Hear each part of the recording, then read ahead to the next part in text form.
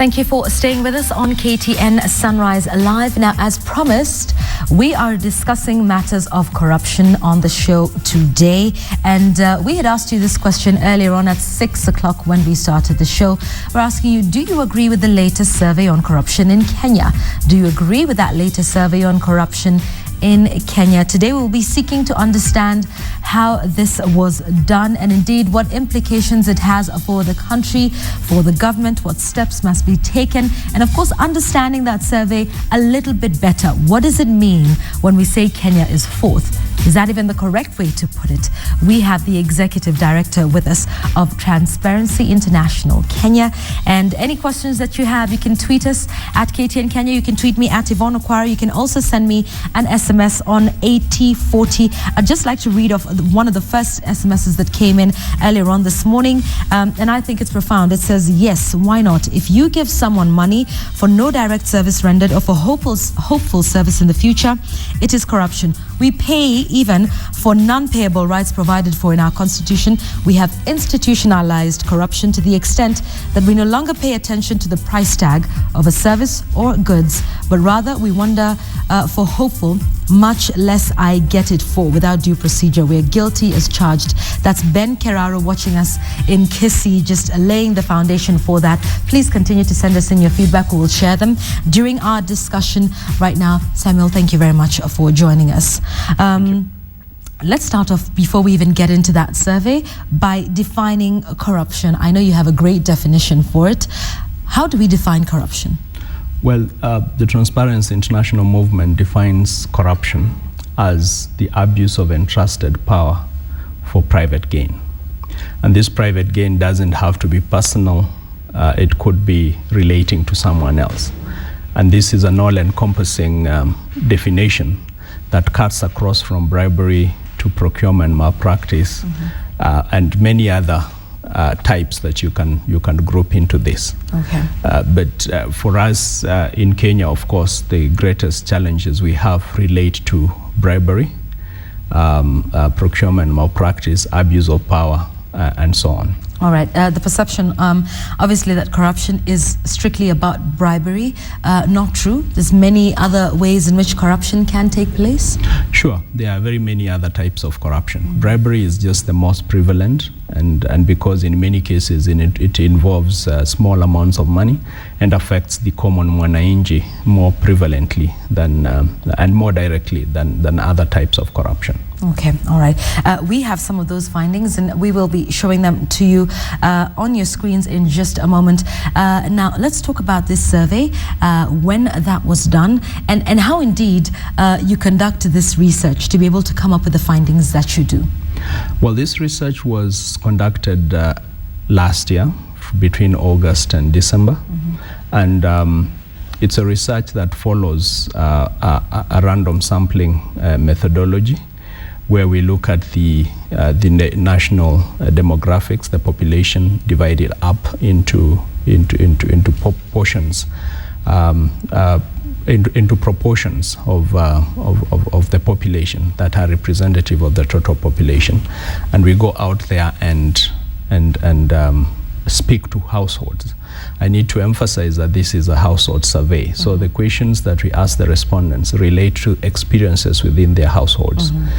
The East African Bribery Index, which we are not talking about today, speaks to individuals. Okay. So and so the questions will be about whether anyone in your household has had to pay a bribe to access a particular service over the last 12 months. And so it's a face-to-face interview. Okay. We send out researchers in all parts of the country, and using the identified sample, go to households and speak to them about their experiences with corruption. Right, a household survey. And one of the first questions I think you asked is whether corruption has increased or decreased over the last couple of years, perhaps I think since 2009. But let's talk about that one and what your findings were with that one. Was it surprising? And we'll have a slide of that in just a moment on your screens.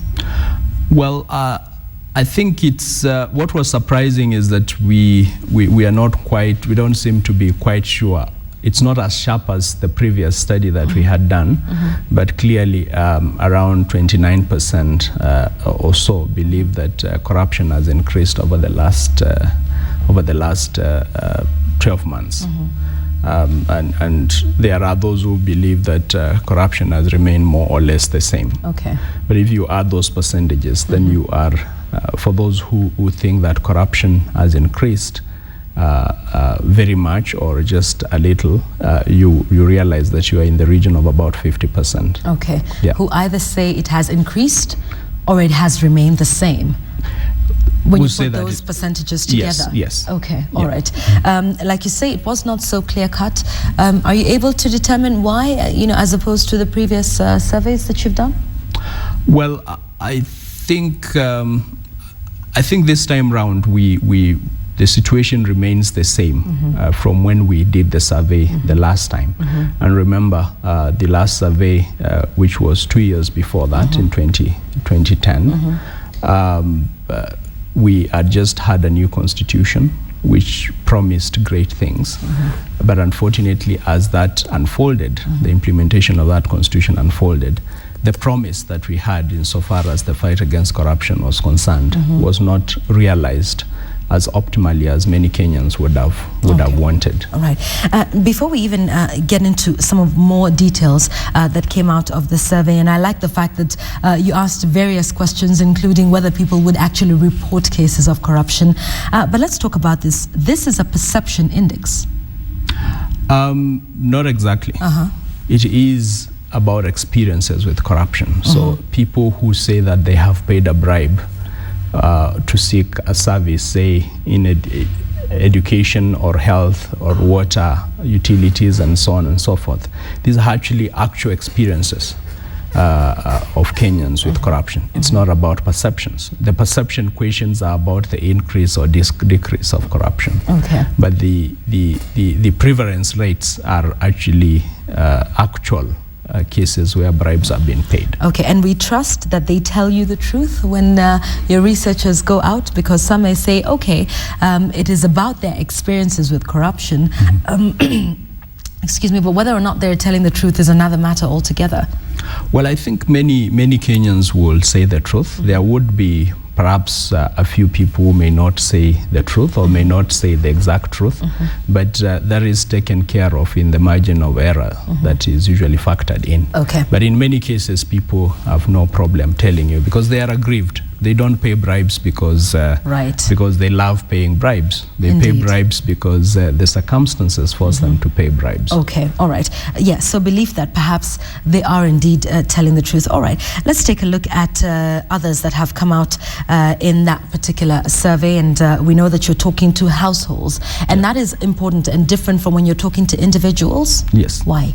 It is important because households would ordinarily have about 5 people on average. So you're talking on behalf of a few people. While if you're speaking to an individual about their own personal experiences, then they'll be talking about their own personal experiences. Okay, so you're able to actually gather data for more people within one sitting, as opposed to talking to one individual, you're speaking to several people within a household. Yes. Is that right? Okay. That's right. All right. So there was the other question that you asked, in your dealings with the public sector, how important are personal contacts in order to get things done? In other words, do you have an uncle or, the Godfather syndrome that we hear about? And the findings of this were, to a large extent, many believed that was the case, 46% of them. And this is some of the corruption methods that you were talking about, that it's not necessarily handing over a bribe? Sure. You can call it influence peddling or something like that. And people still believe contacts are very important, that if you know someone, you are likely to access a bribe. You are likely to access a service better than if you don't know somebody. Or if you don't know somebody, then you are likely to be prejudiced insofar as the provision of service is concerned. Is really, in my view, as a matter of serious concern. Okay. All right. It's not just about handing over the bribe, but the Godfather syndrome continues to plague us in the public sector as well. Sure. in terms of delivery of services. Sure. Okay, so then of course the next natural question after that one is about the government's efforts in terms of stemming corruption. Like you talked about, we promulgated the constitution in 2010, put in place some of those structures that would make sure that we're sealing the loopholes.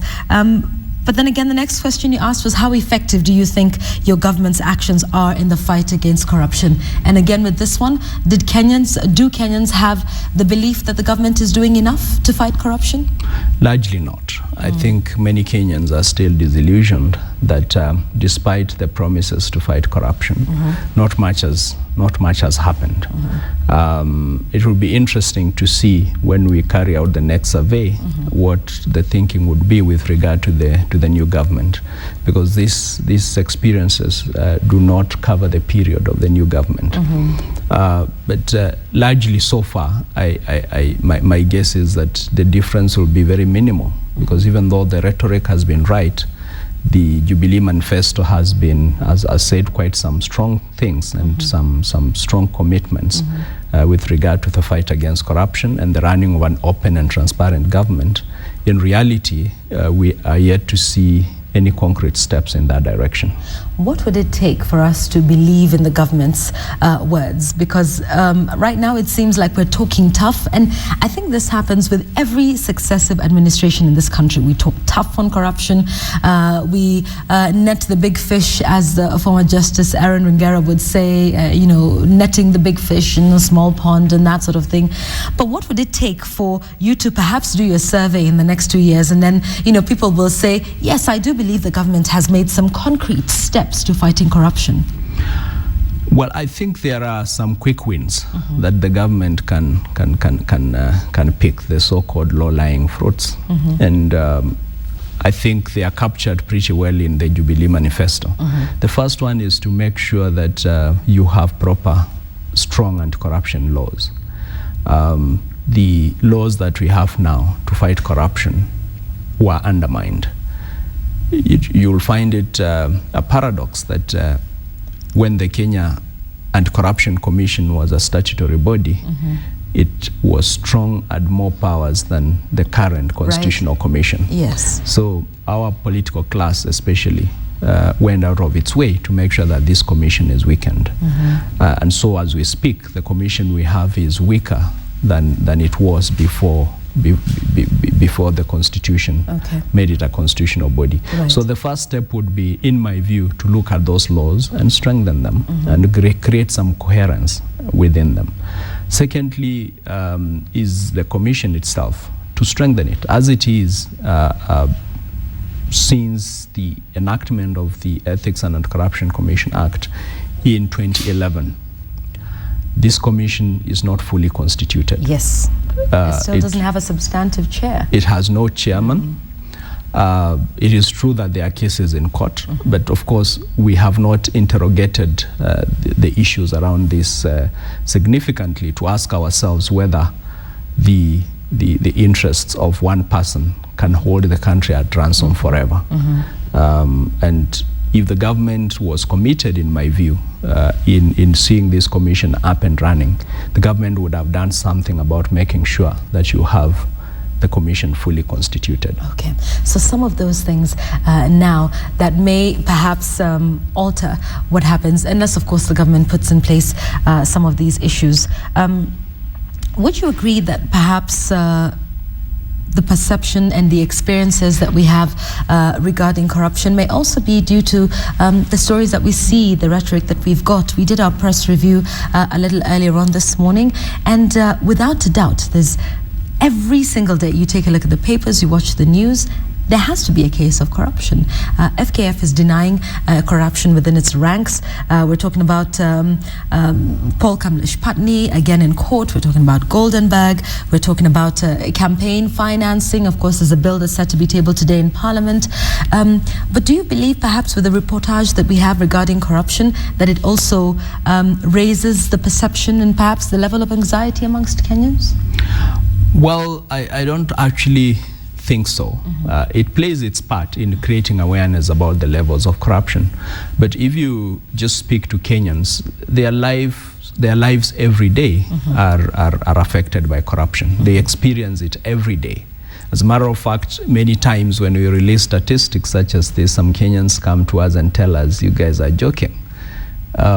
The statistics must be much higher than you are telling us.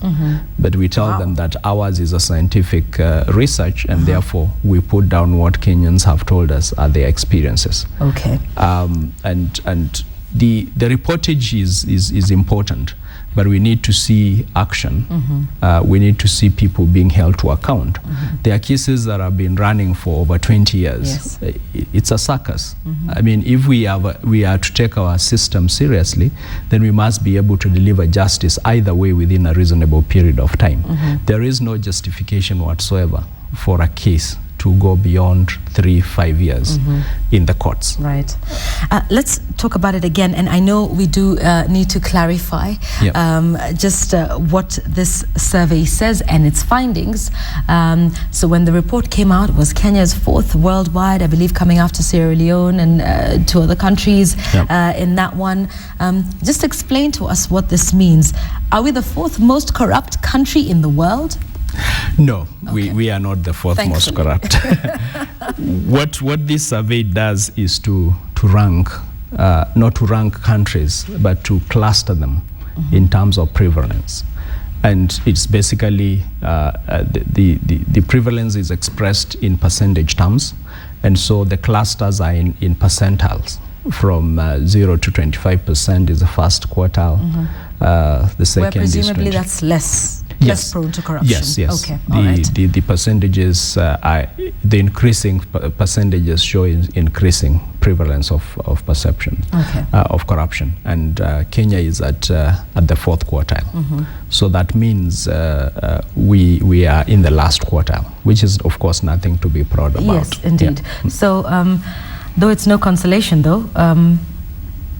We are bunched up with a couple of countries, so it's not just Kenya alone in that quartile or that percentile. No. Okay, there's others. All right, so here's the question though. In East Africa though, we are ranked as the most corruption-prone country in the East African region. Let's talk about that. Yes. I think these statistics, that's what the statistics show, that this country, households experience corruption much more prevalently than our neighbors do. And there are those who are doing very well in terms of, if you compare the statistics, like Rwanda, where the difference is quite significant with Kenya, for example. But others are also experiencing serious problems with corruption. I would say that with the exception of Rwanda, even though Kenya is ranked worse off than the other East African countries, that the other East African countries are not experiencing any better with corruption. Okay. What do you think this says for us in terms of trade? And in fact, now that we're looking towards integration of the East African region in terms of trade and economy and perhaps getting a single currency across the region, do you think that when we find ourselves as the most corrupt-prone country in the region, despite having the biggest economy, do you think this in any way hampers some of those cases, perhaps not on a government policy level, but we do know Tanzania has had some reservations towards full integration? Well, I think the corruption has impact in investments. It's a bit difficult to quantify how much we lose as a country in terms of investments because of corruption. But you only need to notice that this country, if you look at the percentage of investments that this country has been attracting over the years, you realize that some of our neighbors are catching up in terms of investments, and it's simply because they have worked on the issues of governance. They have taken away they have brought down the corruption levels. Their systems are much more savvy than ours. We need to find ways of making sure, for example, in terms of doing business, that our procedures are not prone to corruption. Okay. For those that may not understand, and you know, it's It's as simple as I'm caught up in a situation with a traffic police officer and I give him 1,000 shillings or 500 or 200 as the case may be. But perhaps people do not understand the impact of corruption on the growth of our economy and just how it affects our day-to-day lives. So even as we're talking about all of these statistics and we're saying where we rank in East Africa, where we rank worldwide, let's talk about the effects of corruption and how this affects you and me on a day-to-day basis. Well, corruption affects us in many ways than we may easily appreciate. I would start with the roads, for example, which bear the scars of corruption in many ways. If you just drive along our main highway, the Northern Corridor as it is called, you will notice that one side of the road has troughs. It's not smooth. That if you're driving a small car, you will avoid that side. That's a sign of corruption because our roads are made to carry a particular weight of vehicles. Yet, and we have weigh bridges that take the weights of vehicles and they are supposed to be stopped from proceeding. Right. Yet, if that were to happen, you wouldn't see that kind of thing on our roads. And there are many countries where you wouldn't see such because their weight limits are strictly enforced. And of course, some of the accidents that we see in our roads are contributed to significantly by corruption. So either the road has been, as the quality of the work has been compromised, because that's again an area where we've had serious challenges, and people hive away quite some money out of that, and the quality of the road becomes poor, or the road doesn't last as long as you would expect it to last. But the petty corruptions like the bribery to policemen also exposes us to very many risks. We grapple with the issue of accidents, but we never stop to think that if a policeman has stopped a public service vehicle that is at fault, that by giving a bribe to the policeman, that you are probably setting yourself for worse experiences with that vehicle.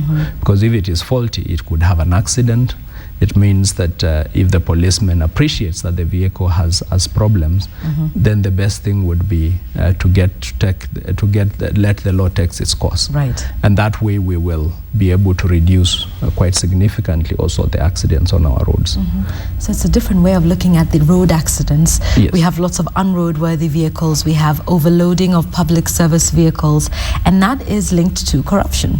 Yes. So when we think about it, corruption does lead to road carnage. Yes, and speeds too. Yes. Because there are many Kenyans who will be stopped. Even this morning, there will be many who will have been stopped by the police for going at speeds that are not allowed on our roads.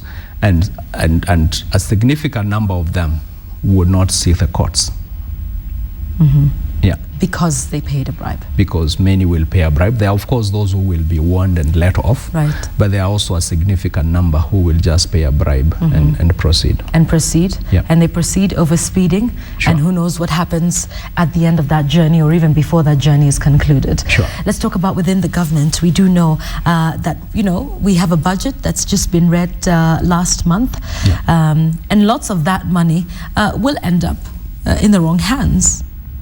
Yes, I mean, if we just follow research from Transparency International, from the Ethics and Anti-Corruption Commission, if you follow what our officials have told us is lost through corruption from our budget, then a significant amount of that budget will be lost unless we do something about it. And the percentage is not very comforting because we are talking about 30%, almost a third of our national budget. So if you're talking about 1.6 trillion budget, if you remove from that budget the salaries and the recurrent expenditure, and you are left with the development budget, 30% of that will be lost to corruption. It's in terms of billions. It's a lot of money. Today we are saying that each county has been allocated a minimum of 210 billion Kenyan shillings for purposes of setting up their operations and providing services to Kenyans. Out of that 210%, 210 billion Kenyan shillings, if you follow the statistics, it means about 70 billion out of that will be lost. Okay. That is to corruption. If you add the question of wastage on top of that, then you realize that this country actually ought to be much, much better and advanced economically than it is. So what you're saying, due to corruption and possibly wastage or misappropriation, yes. Would it be correct to say almost half of the money, would not go to its intended purposes? Sure. So about 210 billion shillings that is set to go to the counties, close to half of that could be lost. 30% obviously, as we know, through corruption, that's about 70 billion, and a little bit more from wastage. So in case you're not very clear on the effects of corruption, I hope this helps to put it in perspective for you. We've got some tweets here from some of our viewers, and one of them says, Daniel Ondiere says, since corruption is a Kenyan lifestyle, is it sensible to fight it anymore? And I know in yours you asked, can ordinary people make a difference in the fight against corruption? I guess for Daniel, it's just you're helpless. We're saying this is a way of life. This happens on the roads. This happens everywhere we are. Why should we fight it? Can I do anything? Can I contribute in any way? And we do know you asked this question. So tell us what you found. Yeah, many Kenyans are actually willing to take action against corruption. You are talking of about 9 out of 10 Kenyans who are willing to take action. They are willing to join organizations that fight corruption. They are willing to take action on their own. But the most important thing is that you have that willingness for Kenyans to fight corruption. And that has been manifested in this country in very clear ways. What has been the challenge is that our institutions have not been very supportive of the Kenyan people when it comes to fighting corruption. The reporting is very low. The statistics of reporting, despite Kenyans saying that they're willing to do something, is very low. And when you ask them why, they will tell you it's because nothing will happen if they report. And this is born out of experience for many people, that you walk into a police station or you walk into the Ethics and Anti-Corruption Commission office to report. And your report is taken up and nothing happens. Nobody updates you to tell you what has happened. And if you do follow up, you may not find progress. So as a matter of fact, this has resulted into the constitutional commissions, 5 of them coming together to work on the issue of reporting, because they recognize that is a challenge for them. All right. We are talking about reporting rates of only about 5% of people who encounter corruption in this country. Right. And so these people are willing to do anything. And just perhaps if the text is too small, I'll explain to you the slide that you're seeing on your screen, and we'll have that back on in just a moment. We're talking about people's willingness to get involved in the fight against corruption. Now, it may be that they want to report the matter, and if we can just have that slide that we just showed you in just a few moments back. Let's just have that back on your screen. There you go. And so we just talked about people. 77% of people are willing to sign a petition to ask the government to do more. 75% want to take part in a peaceful protest. Another 87% of those who are surveyed said they would join an organization that works to reduce corruption.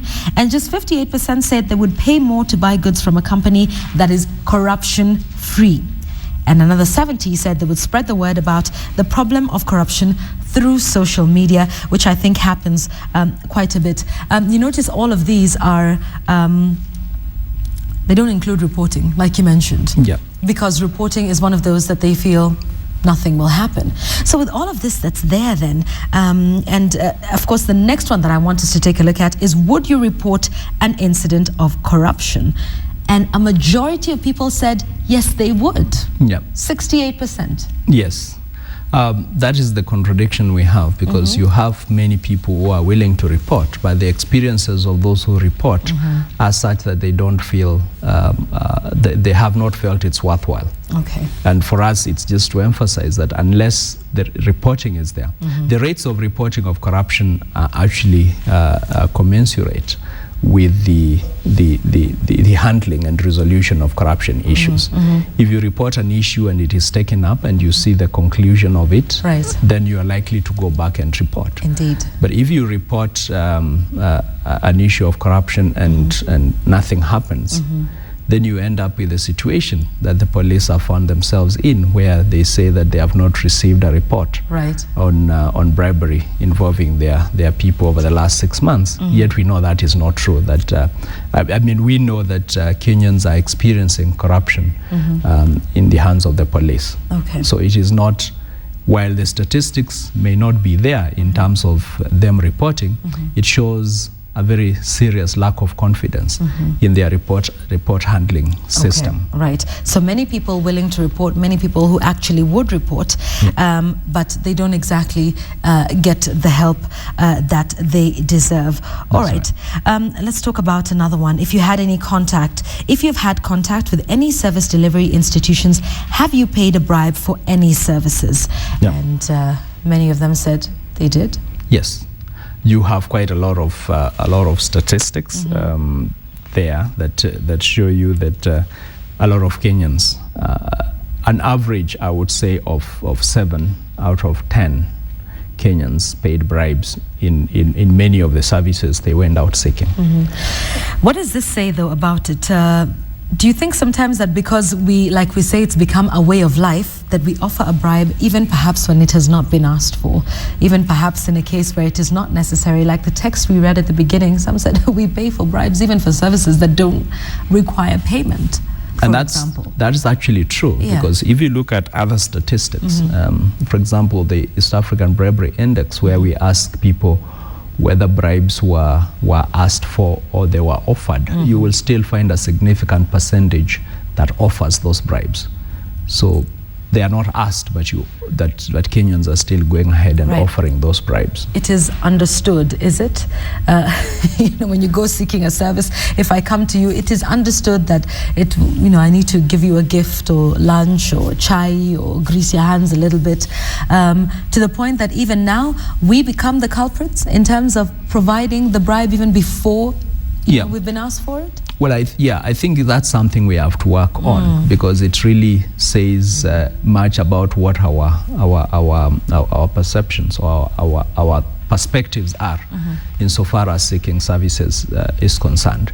There are many places in this country you'll go to seek service and you don't even need to pay a bribe at all.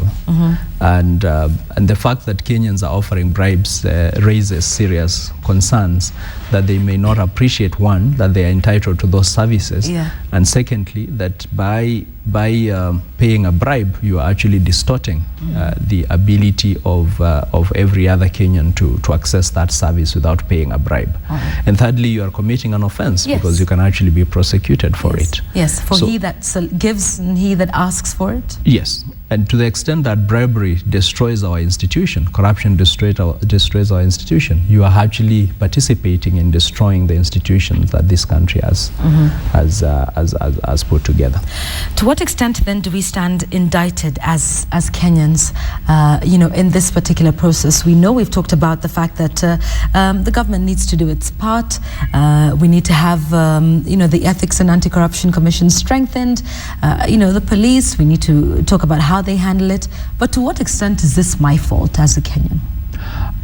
To a very large extent, I would say, because Kenyans, I mean, we always say that the public is the ultimate guarantor of integrity.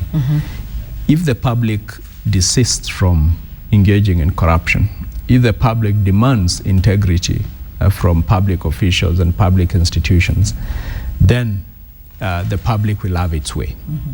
And if the public is persistent, it will have its way. To the extent that we offer bribes even when we've not been asked, or to the extent that we do not report when we are asked to pay bribes, we are part of the problem. We contribute significantly in the prevalence rates that we see today in the research that have been conducted. Okay. Let me put it to you this way. Some would say, okay, Transparency International is an international organization. It has its origins in the West. And I have had some people say, well, this report isn't right. It isn't fair, and seeing as you are funded by Western donors, that this is an attempt by the Western donors to continue to discredit many countries in Africa in a bid to make sure that we don't grow as fast as they can, and this is all propaganda. What would you say to that? Well, I would start by correcting that impression. The Transparency International Kenya chapter is not an international organization. This is a local organization registered in Kenya. It's a national chapter of Transparency International. It is fully controlled by Kenyans. It's an autonomous chapter within the Transparency International movement. It has no difference between it and other NGOs or civil society organizations that have been set up in this country. The only thing that we have done is that we recognize that corruption is a global problem, and we link up with other chapters in the region, in Africa, and in the world to form the Transparency International movement. And so our vision, our research is driven locally. This research that we are talking about today was actually carried out by our staff. Recruited qualified research assistants and supervised them out in the field and collected that data. So it's not data that has been collected by anybody else out there. Secondly, on the issue of resources, as a matter of fact, where you get your resources from does not determine the results you get in a research. He who pays the piper calls the tune, some would say? Yes, and I would refer you to the research by the Ethics and Anti-Corruption Commission, which you and I pay through our taxes.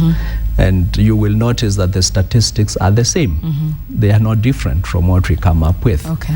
So I think it is very easy for political reasons or for feel-good reasons to say that this research is done by an organization that is fronted by people out there. But the most important thing in my view is to just look at the reality. What is the reality? And if you look at the research, you'll also see that it reports on corruption in many other countries. Let's talk about that, because this is not just done in Kenya, neither is it just done in Africa. How many countries do you do this survey in? I think this was done in about 183 thereabouts across the globe by different organizations, some chapters of TI in different parts of the world taking charge of their parts of the research, and others contracted out to survey farms out there. Right. So it has been carried out in over 180 countries across the globe. All right. And when we speak about that, I think the shock for many Kenyans was we didn't see Nigeria up there. And there is that belief or perception that Nigeria is a highly corrupt country when Kenya finds itself in the 4th quartile. Is Nigeria in there with Kenya? Well, Nigeria is a little bit up. But I think the most important perspective to bring to bear on this is that Nigeria has had its own fair share of problems with corruption. And unlike in our case where we have not handled this issue head on, Nigeria has registered quite a bit of successes in the fight against corruption. As we speak, I think there are about 3 governors who are in jail as we speak. We are talking of billions of shillings repatriated from Swiss accounts and from out there.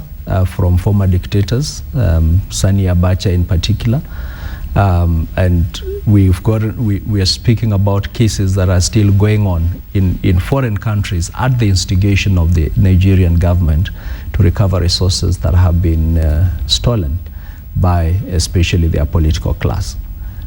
So what we're saying is, in a sense, while we think that Nigeria should be the most corrupt country, we should also realize that Nigeria has taken some steps in the fight against corruption.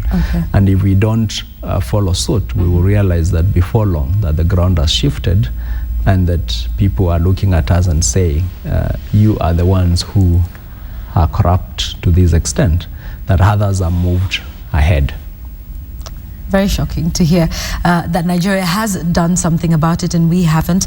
And this is, really what it's about. Like what you were saying, having some high-profile cases that makes the ordinary citizen believe that the government is doing something about it. And that's what they've been able to do in Nigeria, that we are yet to do?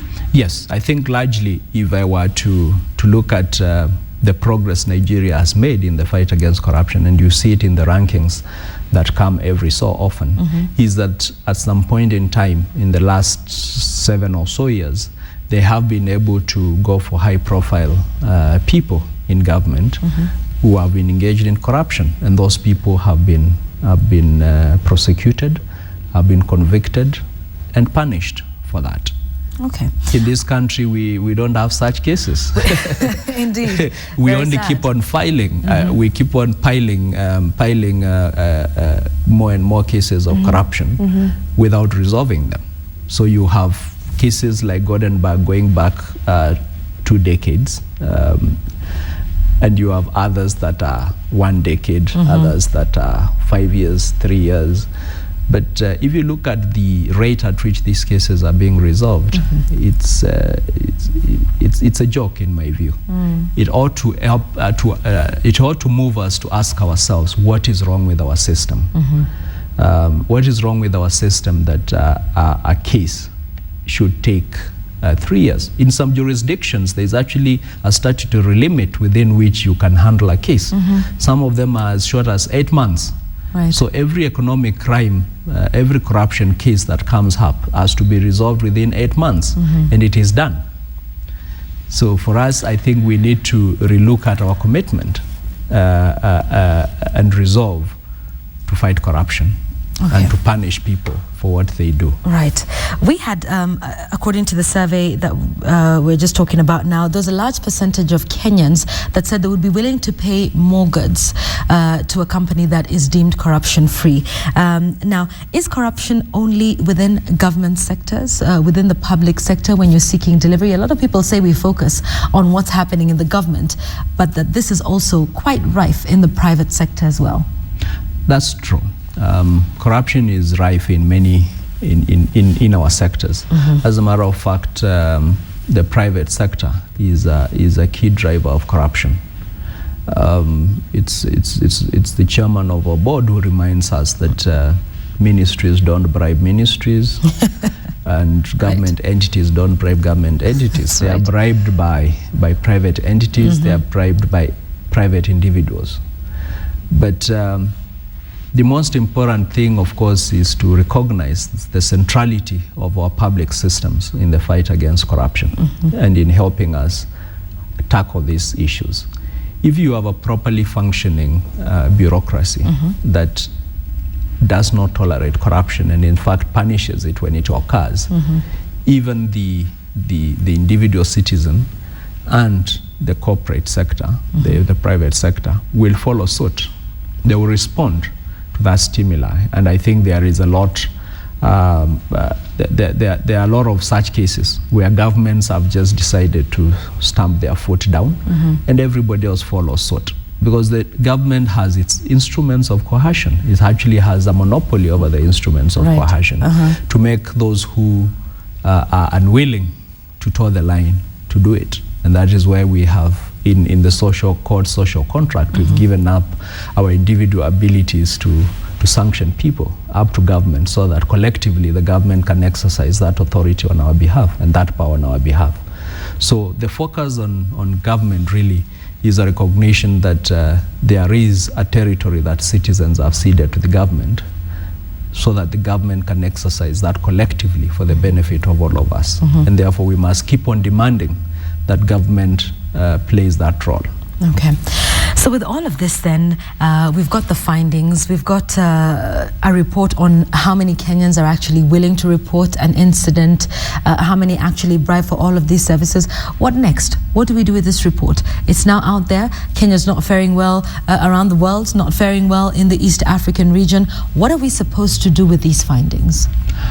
Well, these findings are supposed to catalyze debate and action on different issues. The question we have to ask ourselves is why institutions or particular institutions, for example, are always being mentioned as being bribery prone, and yet there is no accountability for that. Why, for example, the police have been mentioned over and over again. And of course, some would argue the police have higher preference rates because they are interacting with the public a lot more than many other institutions. That's right. Which I agree. As a matter of fact, if you're talking about petty corruption, you will find it mainly in the police, because if you look at their share of bribe, of the total bribes paid, it's quite small. But in volumes, it's probably quite big, do you think? Well, even in volumes, it's not that significant, because it's the amounts of money, if you add them up and compare with what people hive off in contracts, it's pretty. It's not that much. All right. But it has implications, of course, in the administration of justice, that you can actually evade punishment for heinous crimes because you can buy your way out of prosecution. But the point I am making is this, that we have corruption being reported as being prevalent in the police.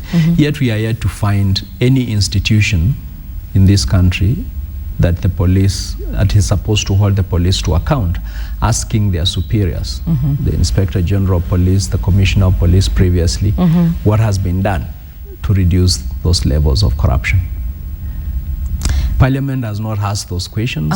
The office of the president, where the police were until the new constitution came in, never asked those questions. We know that within performance contracts, there is an element of measuring corruption, yet we don't see the impact of that. It actually means that we really have not paid attention to holding people to account for the jobs that we have given them to do. When you take a look at the reforms within the police service, do you think that they have been able to do anything? We now have the National Police Service Commission, we have the Inspector General's office. With what's happening there and the wrangles that they seem to be having between the two of them over who has more power, do you think that we're headed in the right direction in terms of reforming the police, which has been mentioned time and again? I don't think so. I think we are lost in fights, in tough fights that in my view are not helpful. We have not made progress in the things that truly matter insofar as addressing the issues of the police are concerned. We, of course, I know that in the budget that some money was put aside for equipment and hardware, but we must understand that the police, being a disciplined service, have to keep that discipline at its optimum. Right. And these cases of corruption and even these fights, in my view, are also a sign of indiscipline that manifests itself in other ways by way of corruption and many other things that we are seeing happening. The tough fights are making it difficult for us to make progress on the issues that really matter. So far, I have not seen anything to address the integrity issues within the police. Even the vetting of police that was talked of years ago is yet to start off because of those tough wars and perhaps even determination to water down the effect or the impact that is supposed to have on the police service. Okay. We possibly cannot say that we would be at a point where we are completely corruption free, but what would the ideal figure be for Kenya? Where would you like to see it in the next 2 years when we do a ranking? Where would we say we fall and we say, okay, we're doing well, we are fighting the vice, and we're now seeing more of that money that's being lost through the loopholes coming back into what it was intended to do for the projects and development of the country? You know, in what quartile, what should we be working towards? Well, I think the best place to be is in the first quartile, and pretty down in the first quartile. The desirable situation is to have a country where corruption is minimal, and that the impact it has on the social, economic lives of the ordinary Kenyan is negligible. If we attain that, then we would say that we've done quite well. Okay. But until then, we have to keep on focusing on the resources that get lost every day. And remember that even there is some of the resources that are getting lost are actually debts. They are borrowed money. So in other words, you are borrowing money that you've not earned to service corruption today, and saddle Kenyans and future generations with a debt burden that is increasingly becoming unbearable. So unless we deal with the issue of corruption, even the debt question becomes an issue. And here perhaps what we need to do is to get a proper debt register with justification on how resources have been spent, how they have been borrowed, and basically make sure we get value for money. And that money that has been borrowed and is not used for its intended purpose, but we still have got to pay it back. And that at the end of the day happens to every Kenyan, that we are now actually born in debt. Every child born in this country owes quite a big sum of money. Have you presented these findings to the government? Do you work regularly with them? We know this has been released to the public, but does the government have this document before them? Are they seeing some of this? Are you involved in any sort of advisory with the government? Yes, we do. We work quite closely with government institutions, I would say, because government is quite big. And the way we have worked is that institutions that look at this data and it moves them to want to do something, we've always been at their disposal to work out programs that help them improve their integrity systems. And we've done this actually with a number of public institutions where we just come in and examine their systems, look at where which lapses predispose the institution to corruption risks, and then using those make recommendations for their implementation. So we've done that quite successfully with a number of institutions. A few of them just want to do it for purposes of just securing a good name for them without the intention of going the full hog and doing what needs to be done. Others are not interested completely. They are not interested. So our relationship with the institutions of government is very varied. Okay. Yeah. What would you, if you got the chance to work with the police today, and just examining their systems and their structures and saying, okay, this is where you need to work on, tighten some of the laws here, the loopholes here, what would some of your solutions be to the police, which has become one of the most corrupt institutions, the police in the region? Yes, I would look at two things. One is the accountability of the police out there, outside the police station, when they are doing their duties out there. And there was a time actually the police used to have notebooks and could write things down. I think this is the time to provide them with gadgets where they can do that, electronic gadgets that can be used to do that. And I would ask members of the public, whenever there is an incident, an interaction with the police, to make sure that it is recorded down and that information is transmitted back to the police station. And for the police to also appreciate the number of cases they are getting. I would also put a case management system, an electronic case management system within the police service. That enables the police, for example, if it's the Inspector General of Police, to have a view just by logging into the system of the number of cases that were reported yesterday, the number of cases that have been resolved, how many cases are pending, how many cases are more than 3 months, 6 months, 9 months without being resolved. That way you get an understanding of what the situation is. Right now, the police still use files. So if, as the Inspector General of Police, you receive a complaint related to a file that happened in Kilifi, then what you do is to ask the officer in charge to brief you and to physically bring that file to you so that you look at it.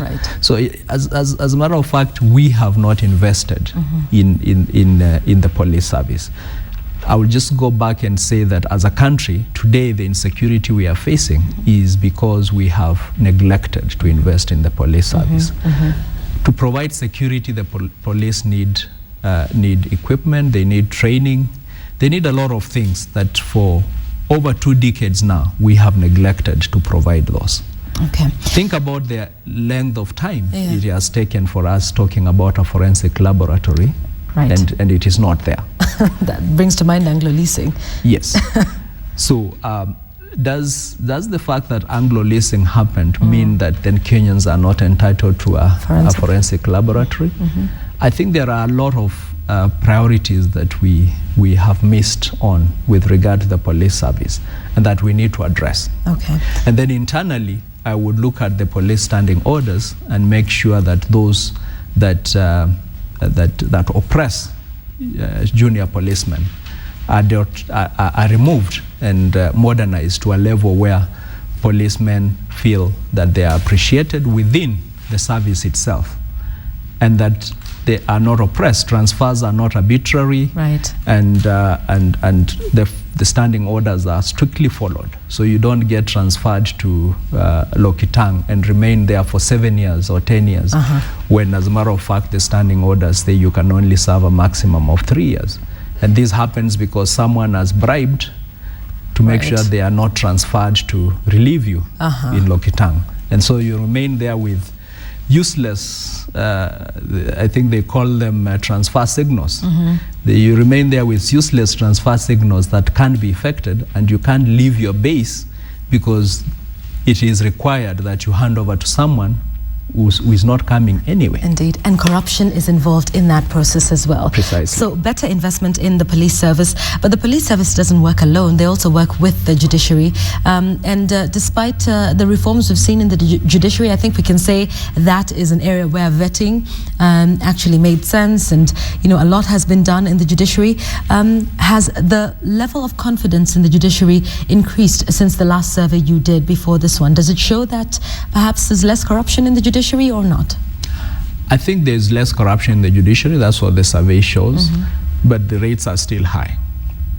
I think the latest, if I recall, the percentage is about 58%, which is still a significant percentage.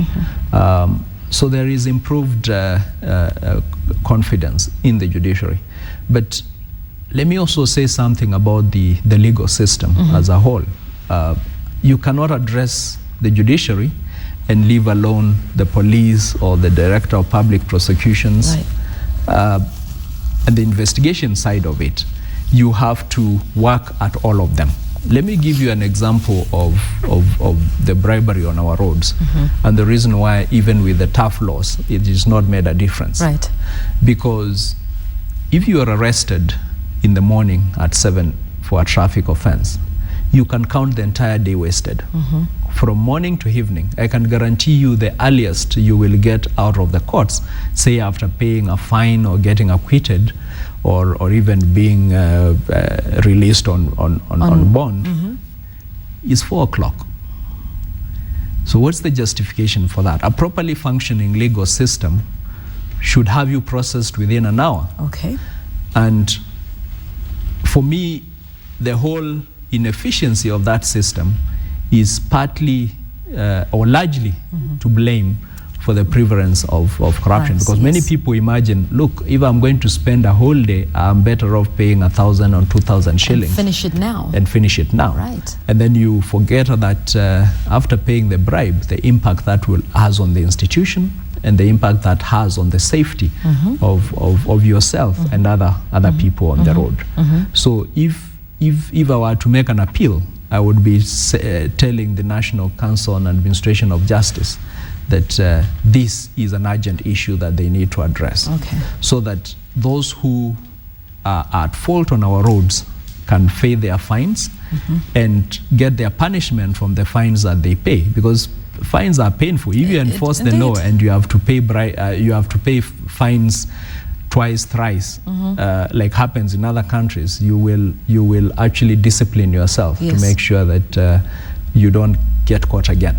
And if this has an impact on your ability to drive, then ultimately you will pay more attention to it. But the system has to be worked out to the extent that, to a level where if you are guilty of an offense or you've been implicated in an offense, your day is not wasted. Okay. And some of the requirements are very interesting. That if you are in custody at the police station, or you are in custody at the holding place in the courts, you can't, even if you had money, you can't pay a fine for yourself. Someone else has to come and pay for you. And you ask yourself, what is the justification for that? What's my the rationale? money, his money, your money. Yes. They just want the money. So if you have money, you have to look for someone who will go and pay for you so that you can be released. I think it's an archaic system that we must address. All right. In the future, do we hope to see, this is largely looks like a list of shame.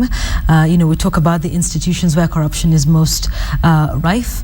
Would we see a survey from TI Kenya that says these are the private organizations that we believe are upstanding and are corruption free and are, to a large extent, obviously, but that are doing work that they should, delivering services at the rate at which they should? Will we see one of those lists that says these are the best of the best and these are the finest? We've not done that kind of thing. What the closest we have come to is to come up with what we call the bribe payers index, and this basically ranks companies that pay bribes in their operations. And you will see in that list a lot of the companies are actually Western companies. They are companies that are based in Europe and in the Americas. And it's because they are the key players internationally.